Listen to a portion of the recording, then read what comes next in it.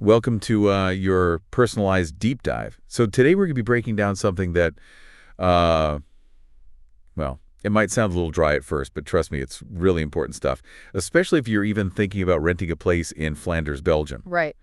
It's all about this thing called the Flemish Housing Rental Decree. Oh, yeah. Which basically governs all the rental agreements in the region. Uh-huh. So if you happen to have signed a rental agreement on or after January 1st, 2019, Okay.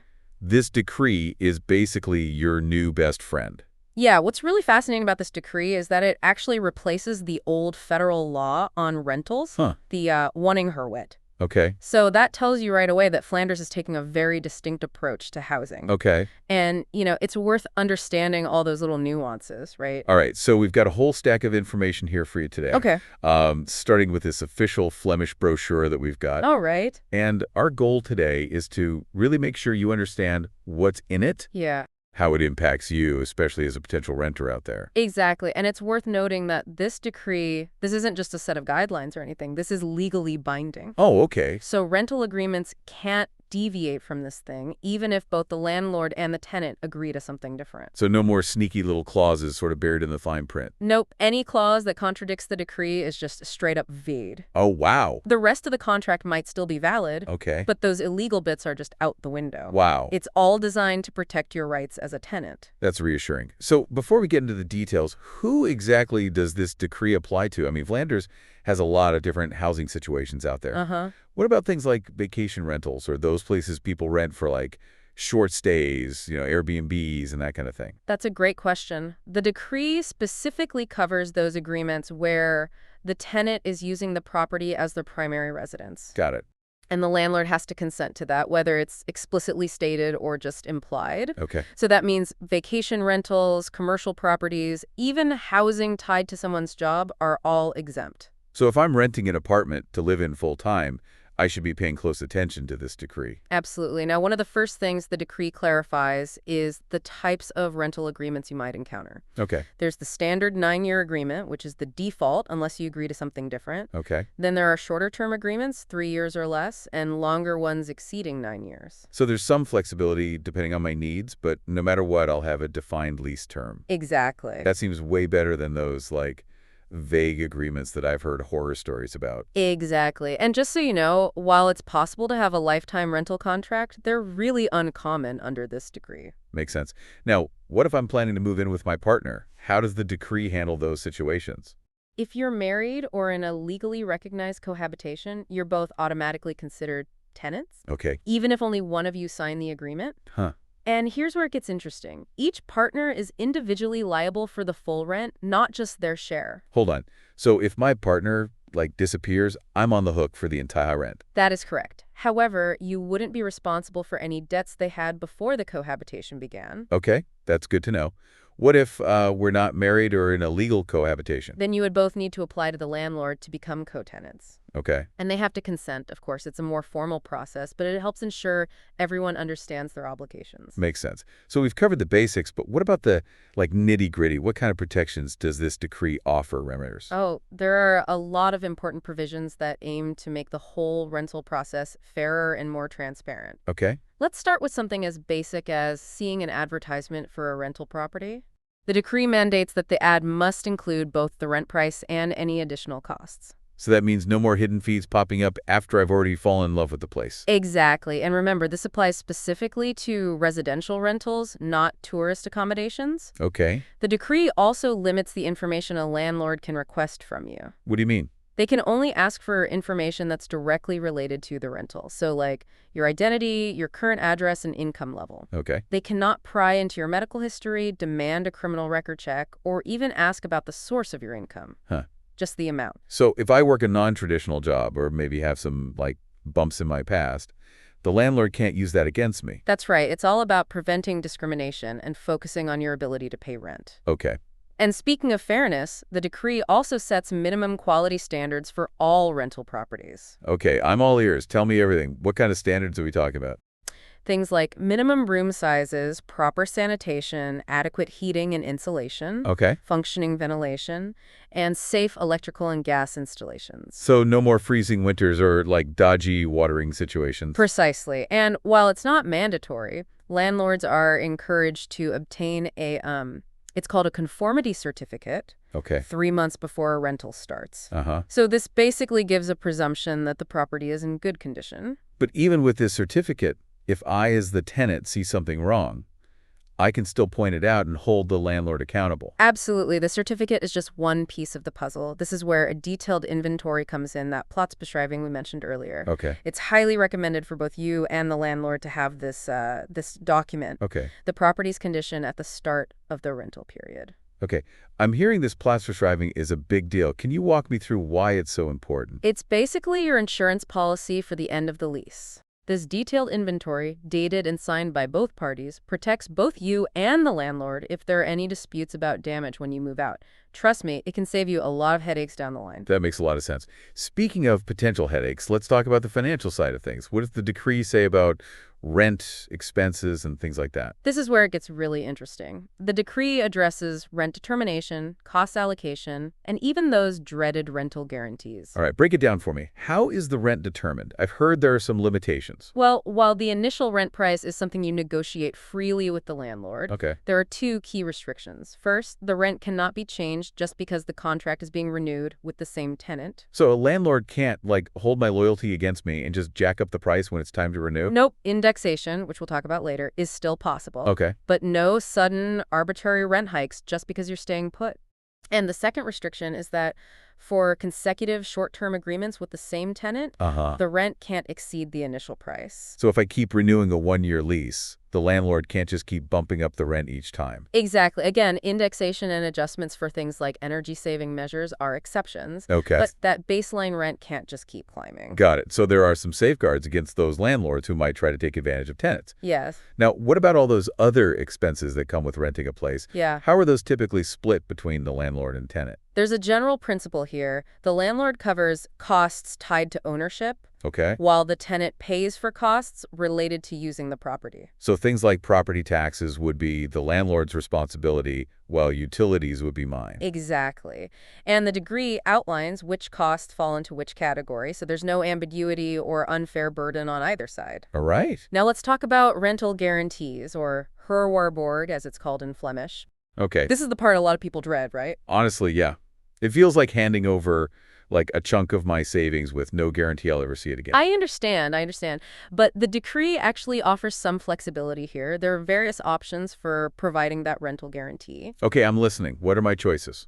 One option is an individualized blocked account, Okay. where the interest generated actually benefits you as the tenant. Interesting. Then there's the traditional material security deposit, Uh-huh. a bank guarantee via the OCMW, which is the Public Center for Social Welfare, and even a personal guarantee, though that requires the landlord's agreement. So there are choices, which is good. Yes. But I'm guessing the landlord still has a pretty strong claim to this guarantee if I don't pay rent or damage the property. Unfortunately, yes. The landlord does have a preferential claim on the guarantee in case of tenant default. Okay. It's meant to protect their investment. All right. But let's move on to a slightly more positive topic. Rent increases. Rent increases. Are those even allowed with all these protections in place? They are, but within very specific limits. Okay. Remember how we talked about the rent not being able to be arbitrarily increased upon renewal? Right. However, there's something called indexation, which is an annual adjustment based on the cost of living. So it's like a built-in inflation adjustment, but it's tied to a real economic indicator, not just the landlord's desire to make more money. Precisely. It's a system meant to be fair to both sides. Okay. And for those standard 9-year agreements, Mm-hmm. there's also the possibility of a rent revision every 3 years. Division. So the rent could go up more significantly than just the yearly indexation. It could, but it's not automatic. For a revision to happen, both you and the landlord have to agree. Okay. Or a court needs to make the decision. All right. There is an important exception, though. If the landlord invests in energy-saving measures for the property, Okay. they can request a rent revision at any time. It seems fair. If they're making the place more energy efficient, it makes sense that they might recoup some of those costs. Exactly. And now let's dive into the last major section this brochure covers, ending a lease and what happens if there's a dispute. Oh boy, here come the legal battles. Not necessarily, but it is crucial to understand your rights and responsibilities when it comes to terminating a rental agreement. So let's start with that standard 9-year agreement. Can a landlord just kick me out before those 9 years are up? Not really. During those first 9 years, there are specific reasons they can terminate the agreement, and they have to follow a very strict process. Okay, I'm intrigued. What are those specific reasons? One is if they or a close relative need to use the property themselves. So if the landlord's cousin suddenly decides they want to move to Flanders, I'm out of luck. Well, not necessarily. You can actually demand proof of kinship. Huh. The landlord have to provide it within 2 months, or you can go to court and potentially have that termination declared invalid. Wow, this decree really seems to have my back. It does. What are some other reasons they could terminate the lease? Another valid reason is if the landlord needs to do major renovations that require permits. Okay. But there's a catch. The work must start and finish within specific timeframes, or you, the tenant, get 18 months rent as compensation. Whoa, that's serious motivation for the landlord to stick to the schedule. Exactly. And finally, the landlord can terminate the lease without giving a reason, but they have to pay you significant compensation. Okay. It could be 9, 6, or 3 months rent depending on when it happens. So even if I do everything right, I could still be asked to leave, but I'd be compensated for the disruption. Exactly. What about my right to terminate the agreement? Can I just leave whenever I want? You absolutely can. You, as the tenant, can terminate the lease at any time. Okay. You do need to give 3 months' notice and pay a fee, the amount of which varies depending on what year of the agreement you're in. So there's a bit of a financial cost to leaving early, but at least I have the option. You do. What about those short-term agreements? Do those work differently when it comes to ending the lease? They do. Here's something to remember. If neither you nor the landlord terminates a short-term agreement with 3 months' notice before the end date, it automatically converts into a 9-year agreement. Hold on, so that 1-year lease I signed could suddenly become a 9-year commitment. That's right. You need to be aware of those deadlines and actively communicate with your landlord if you don't want the agreement to automatically renew for that standard 9-year term. That's good to know. So it sounds like communication is key throughout this whole rental process from start to finish. It is. What happens if there's a disagreement between me and the landlord? Yeah. Do we have to go straight to court? Not so fast. The decree actually requires a step before things escalate to that level. Okay. Both parties are required to attempt conciliation before heading to court. Consideration. What exactly does that involve? It's basically a process where a neutral third party, often a trained mediator, tries to help you and your landlord reach a mutually agreeable solution. That sounds much less stressful than a court battle. It is. But if conciliation fails, what then? If you can't reach an agreement through conciliation, then you can take the matter to the redirector. Okay. And for those unfamiliar with the Belgian legal system, this is a specific type of court that deals with everyday disputes, including those between landlords and tenants. So they have a clear process for handling these disagreements. Yes. What about during an eviction process? Is there any support for tenants who are facing that difficult situation? Yes, absolutely. One of the key details in the decree is that whenever an eviction procedure is started, the OCMW, or Public Center for Social Welfare, is notified. Okay. They're there to provide support and resources to the tenant, which is a really important safety net. That's reassuring. It sounds like the decree takes the well-being of tenants seriously. Well, we've covered a lot of ground here.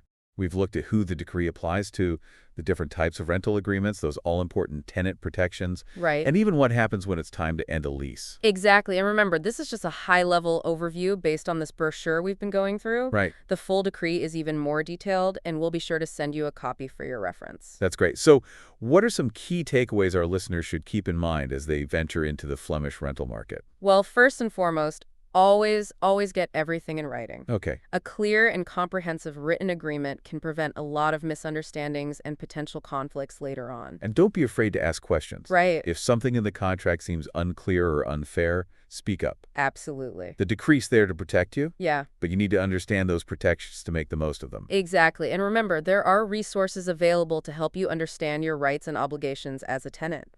Don't hesitate to reach out to tenant organizations or legal professionals if you need guidance or support. So armed with this knowledge, our listener is ready to conquer the Flemish rental market. But before we wrap up this section of our deep dive, I have one final thought, and it's a little bit provocative. Oh, I do love a good thought-provoking question. Lay it on me. This shift from a federal housing law to a regional one in Belgium, do you think it reflects a broader trend in Europe? Are we seeing more and more power being devolved to regional governments? That's a fascinating observation. Yeah. There definitely seems to be a movement towards more localized governance in a lot of areas, and housing is certainly a prime example.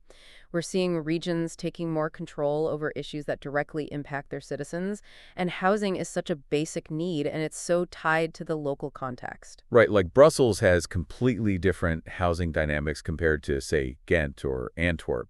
Exactly, but there are challenges too. It can create a patchwork of different regulations across a country, making it more difficult for people to understand their rights and obligations if they move between regions. There's also the potential for inequalities to arise, with some regions offering stronger tenant protections than others. That's a really important point. Yeah. It highlights the need for clear communication and perhaps some degree of harmonization, even with this trend towards regionalization. Absolutely. It's a complex issue with a lot of nuances, but it's a conversation worth having as we see this trend continue to unfold. Well, this definitely gives our listeners something to ponder as they continue exploring the Flemish rental market. It does, and remember, you can always revisit specific details from the brochure. We'll make sure you have a copy to refer back to. So stay tuned as we continue this deep dive into the Flemish Housing Rental Decree. We'll be back after a short break to explore even more details and insights. You know, it's fascinating how a seemingly technical topic like this rental decree can spark those broader conversations about governance and social value. But for now, let's zoom back in and look at some specifics. We touched on those minimum quality standards earlier. I think it's worth digging into those a bit more. After all, you want to make sure your future rental in Flanders meets a certain standard, right? Absolutely. I'm curious, what are some real-world examples of what these standards cover? The brochure mentioned quite a few specifics. It does. It even gets into things like minimum surface areas for living spaces. Okay. And those vary depending on the type of dwelling and what the room is used for. So a bedroom can't be the size of a closet. Not exactly. There are guidelines in place to make sure you have adequate space to live comfortably. Okay. And the decree lays down the law on sanitation, too. Okay, no one wants to deal with plumbing problems or, like, questionable bathrooms, so tell me everything. Well, for starters, the property has to have, functional toilets, showers, baths, and sinks, all properly connected to the plumbing system. So no composting toilets or outhouses unless I specifically agree to that kind of setup. You got it. The decree is pretty clear about those basic necessities. Okay. And it goes beyond the bathroom, too. It covers insulation, heating systems, ventilation, even lighting. So I can be sure my future home won't be like a freezing, poorly ventilated dungeon. Not if it meets the decree's standards. They're all about ensuring a healthy and comfortable living environment. And speaking of safety, the decree also delves into electrical and gas installations. Now that's an area where things can get dangerous if they're not done properly. Absolutely. The electrical system needs to be in good working order with enough outlets and circuits for modern needs. Uh-huh. Gas installations need to be regularly inspected and certified to prevent leaks or hazards. That's good to know. The brochure also mentioned something called a conformity certificate.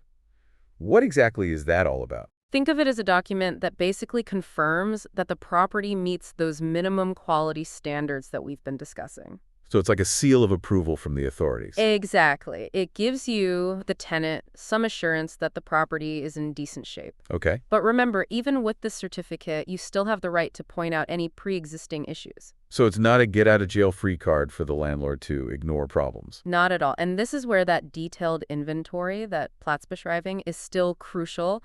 It provides a record of the property's condition at the start of the lease, certificate or not. Right, that's super detailed documentation. Seems like it could save everyone a lot of trouble down the road. It can. What happens if things change after that initial inventory is done? Like, what if a pipe bursts and causes water damage? Right. Or the landlord decides to renovate the kitchen? That's a good question. If there are significant changes to the property during the lease, either you or the landlord can request an addendum to that original inventory.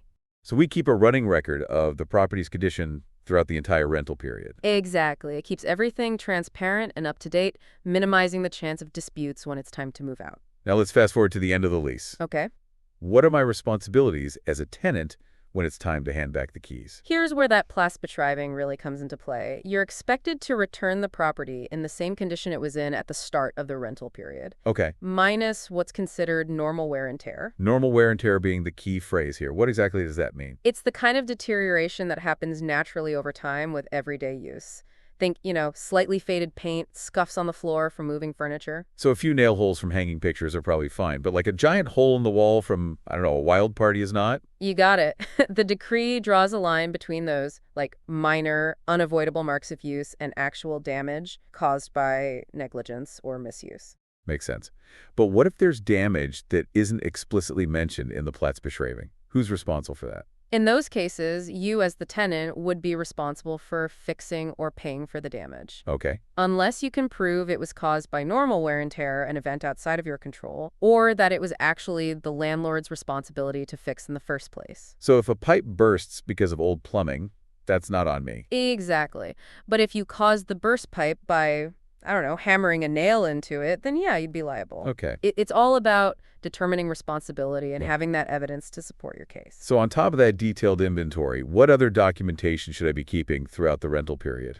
It's always wise to document communication with your landlord, emails, texts, even old-fashioned letters. So if there's like a disagreement later, I have a paper trail to back up my claims. Precisely. Keep copies of repair requests, complaints, any agreements you reach with the landlord. It might seem like overkill now, but you'll thank yourself later if a dispute arises. It sounds like responsible renting involves becoming a master record keeper. It's all about being proactive and protecting yourself. Now, let's shift gears and get back to those financial aspects. The decree is very specific about how rent is determined and how those various costs are divided between the landlord and the tenant. Okay, I'm ready for a crash course in rental finances. Well, first of all, the decree really emphasizes transparency when it comes to rent and expenses. So no more hidden fees or unexpected charges. In theory, no. Any costs beyond that base rent have to be clearly stated in the lease agreement. Okay. And there's a clear principle when it comes to splitting those costs. The landlord pays for things related to owning the property, while the tenant covers costs associated with actually living there and using the utilities. Makes sense. So the landlord would be responsible for things like property taxes and building insurance. Exactly. Those are considered inherent costs of owning the property.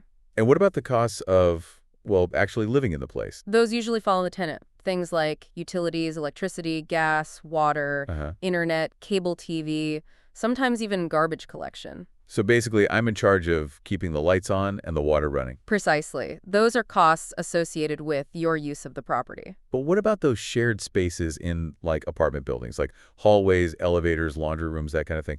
Who's responsible for those? Good question. The decree outlines how to divide the costs for those shared spaces. It distinguishes between costs for basic services and those for maintenance and repairs. Okay, break it down for me. For basic services, so think, electricity for the hallway lights, cleaning common areas. Okay. Those costs are typically shared between the landlord and tenants based on a formula outlined in the lease. So everyone chips in to keep those shared spaces clean and functional. Makes sense. What about repairs and maintenance in those areas? That's where things get a bit trickier. Okay. Generally, the landlord handles major repairs, anything essential for safety and structural integrity. Tenants might be responsible for minor repairs, like fixing a broken light switch or unclogging a drain. Okay. But it can get complicated. But what if I accidentally damage something in a shared space? Am I on the hook for the whole repair bill? That depends on the situation and what your lease agreement says. Okay. The decree encourages landlords to set clear rules for dealing with damage in shared spaces. So if I, like, dent the wall in the hallway while moving furniture, I might be liable.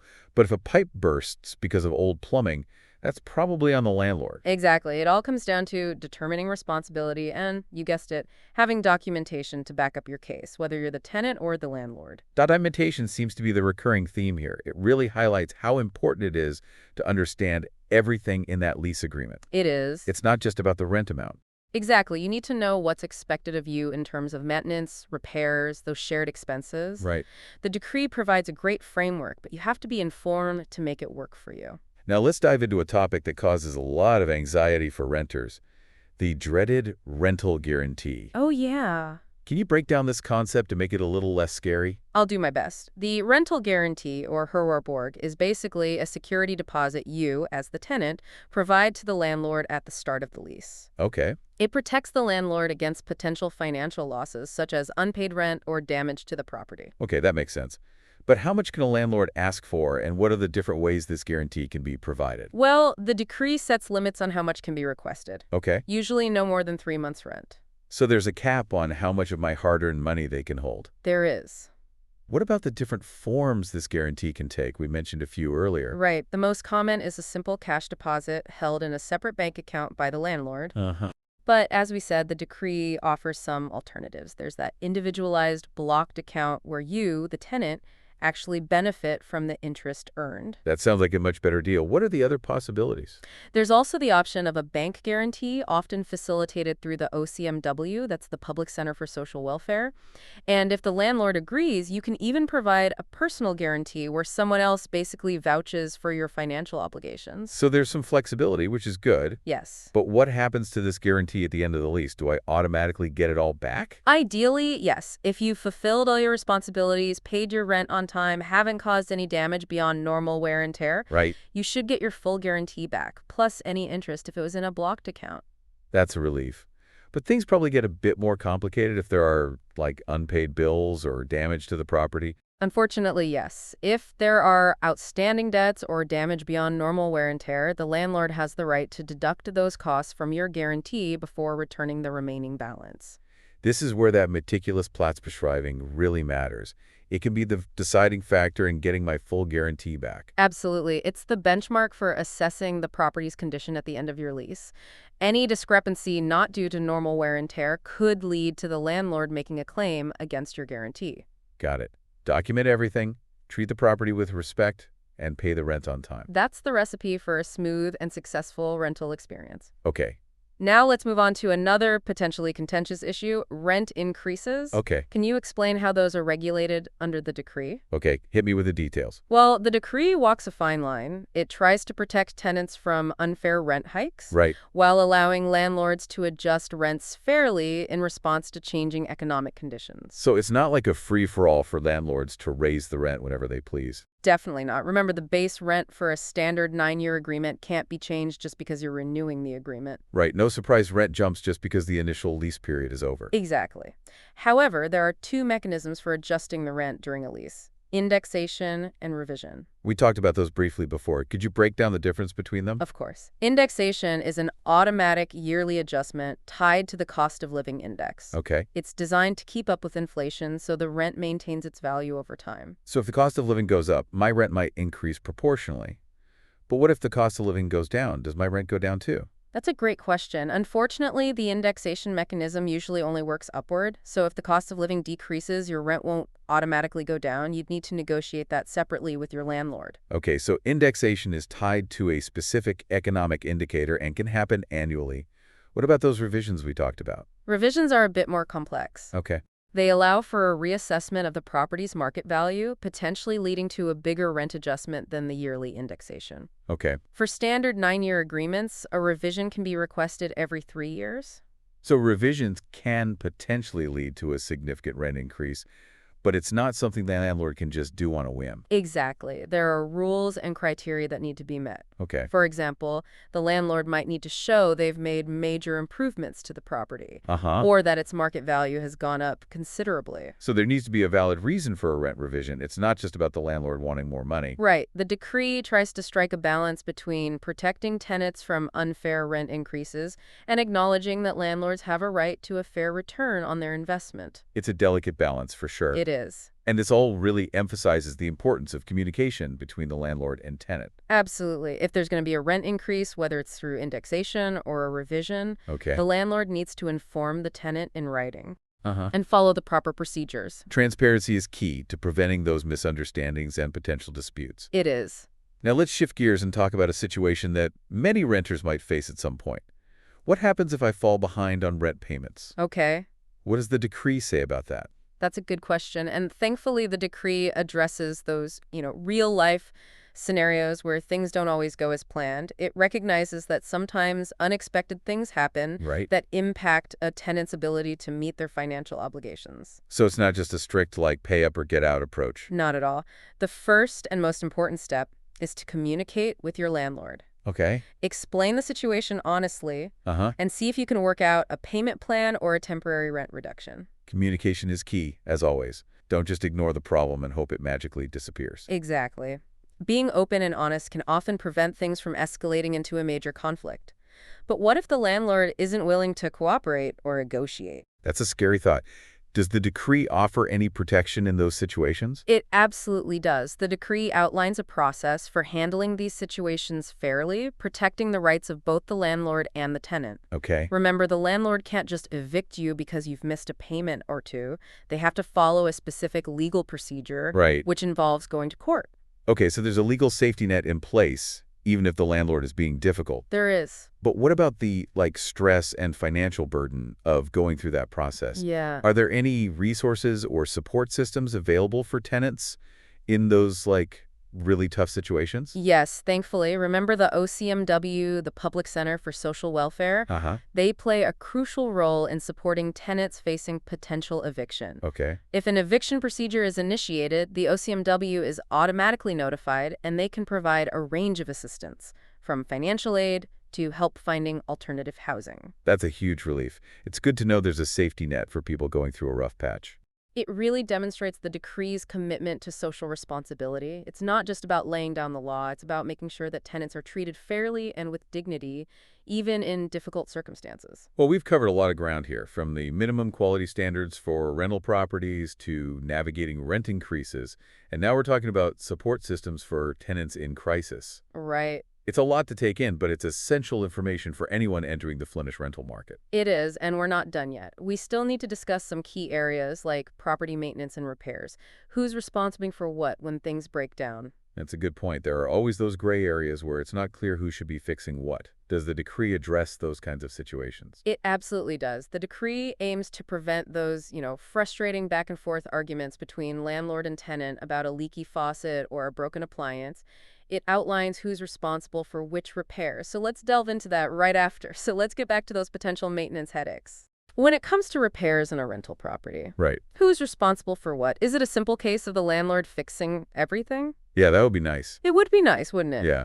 But not quite. The decree actually draws a distinction between types of repairs and assigns responsibility accordingly. The general principle is that the landlord is responsible for major repairs, so those that are essential for the structural integrity, the safety, and the livability of the property. So things like a leaky roof or faulty wiring or a broken heating system would all fall under the landlord's responsibility. Exactly. Those are those crucial repairs, and the landlord is obligated to address them promptly. Okay. But what about smaller everyday repairs, like a tripping faucet, a loose doorknob, or a broken light switch? Right. Who's supposed to handle those? Those less urgent, smaller repairs are typically assigned to the tenant. Okay. It's considered, part of your responsibility to maintain the property in good condition during your stay. So I might need to be prepared to use a screwdriver or a plunger every now and then. Exactly. But there's a catch. Those minor repairs that are your responsibility. Okay. They must be specifically listed in the lease agreement. So no surprise DIY adventures unless they're clearly outlined in the contract. That's right. The decree emphasizes transparency, ensuring both you and the landlord are on the same page about who fixes what. Now, what happens if something major breaks down? Yeah. And it's not immediately clear who's responsible? Yeah. Let's say the washing machine floods the apartment. Oh, okay. Is that on me or is that the landlord's problem? That's a perfect example of where things can get tricky. Yeah. If the washing machine was provided by the landlord as part of a furnished rental, Okay. and it breaks down because of normal use or a pre-existing defect, then the landlord is likely responsible for a repair or replacement. But if I overloaded the machine with a mountain of laundry and caused the malfunction, then it's my problem. You got it. It comes down to determining the cause of the breakdown. Was it due to your negligence or misuse on your part? Or was it simply a matter of the appliance reaching the end of its life? So yet again, documentation and communication are key. Absolutely. If something breaks down, document the problem, inform the landlord promptly, and keep a record of your communications. It could save you a lot of trouble down the line. This is turning into a master class in responsible renting. It's all about being proactive and knowing your rights and responsibilities. Now, what about those emergency situations? Let's say a pipe bursts in the middle of the night and there's water gushing everywhere. Can I just call a plumber and send the bill to the landlord? That's a good question. In those panic-inducing moments, it's hard to know what to do. Right. In a genuine emergency where there's an immediate risk to the property or to your safety, Right. you absolutely should take action to prevent further damage. Okay. That might mean calling a plumber or another professional even without prior authorization from the landlord. Okay, safety first. But what about the bill for those emergency repairs? You'd need to inform the landlord as soon as possible. and provide them with documentation of the problem Right. and the costs incurred. The decree recognizes that tenants need to act quickly in those emergencies, Okay. even if it means going beyond their usual repair responsibilities. That's reassuring. I wouldn't want to be stuck with like a huge bill just because you did the right thing in a crisis. Exactly. The decree is meant to be reasonable and protect you from those unfair burdens. Now let's move on to another area that often causes confusion, making changes or improvements to the rental property. Can I just repaint the walls or put up shelves wherever I want? Or do I need the landlord's permission? I've always wondered about that. Sometimes you just want to, personalize your space a bit. The decree addresses that, recognizing that tenants want to make the place feel like home Right. while still protecting the landlord's property rights. The general rule is that you need the landlord's explicit permission before making any significant alterations. Okay, so no spontaneous renovation projects without the landlord's blessing. Right, but the decree differentiates between those minor cosmetic changes Okay. and the more substantial alterations that could affect the property's value or structural integrity. So hanging pictures and putting up shelves are probably fine, but knocking down walls or installing a new bathroom are definitely off limits. You've got the idea. Okay. For minor cosmetic things like painting the walls a different color or putting up wallpaper, tenants often have more leeway. Okay. The decree encourages landlords to be reasonable in those cases, Right. but it's still crucial to communicate your plans and get their consent Yeah. before you make any changes. So even for something as simple as like freshening up the walls with a new coat of paint, it's best to check with the landlord first. Absolutely. It avoids any misunderstandings or potential disputes down the road. Yeah. And even if the landlord gives you permission, they can still set conditions, like specifying the types of materials you can use or requiring you to restore the property to its original state when you move out. Got it. So always get those agreements in writing. Yes. And be crystal clear about the scope of the changes and who's responsible for what. Now let's talk about a situation that can be particularly stressful for tenants. What happens if the landlord decides to sell the property while I'm still living there? Oh, yeah. Do I automatically get evicted? That's a great question and a valid concern. Thankfully, the decree offers some protection for tenants in those situations. Essentially, if the property is sold while you have a valid lease agreement, Right. the new owner is obligated to honor that agreement. So I don't automatically lose my home just because the landlord decides to, move on. Exactly. Your lease remains valid and the new owner steps into the shoes of the previous landlord, assuming all the rights and responsibilities associated with that agreement. That's a huge relief. So the new owner can't just come in and impose new rules or raise the rent? Nope, they're bound by the terms of your existing lease, including the agreed upon rent, the duration of the lease, and all those other provisions outlined in the decree. Okay, that makes me feel much better. But what about those sneaky clauses some landlords include in leases, Right. allowing them to evict tenants if the property is sold? Right. Are those still valid? Thankfully, no. The decree explicitly states that any clause permitting eviction due to the sale of the property is null and void. So those clauses are basically unenforceable. Exactly. The decree prioritizes the tenant's right to stable housing. Okay, But what about the new owner? Do they have any recourse if they want the tenant out?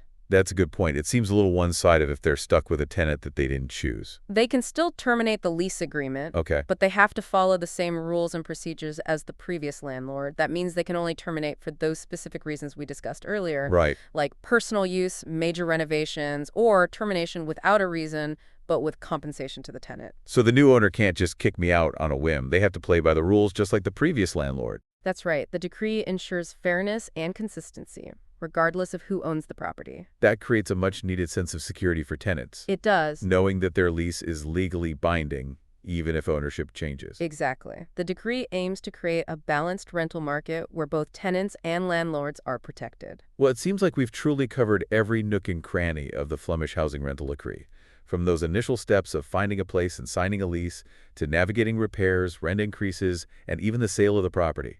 We've explored it all. It's been quite the deep dive. Hopefully our listener now feels much more informed and equipped to navigate the Flemish rental market. Absolutely. Armed with this knowledge, you're ready to find your dream rental property in Flanders with confidence and peace of mind. Remember, this is just the starting point. The full decree and those resources we mentioned provide even more in-depth information. So keep learning, stay curious, and don't be afraid to ask questions and advocate for your rights. And we'll be back soon with another deep dive into a fascinating topic that you won't want to miss. Until then, happy renting.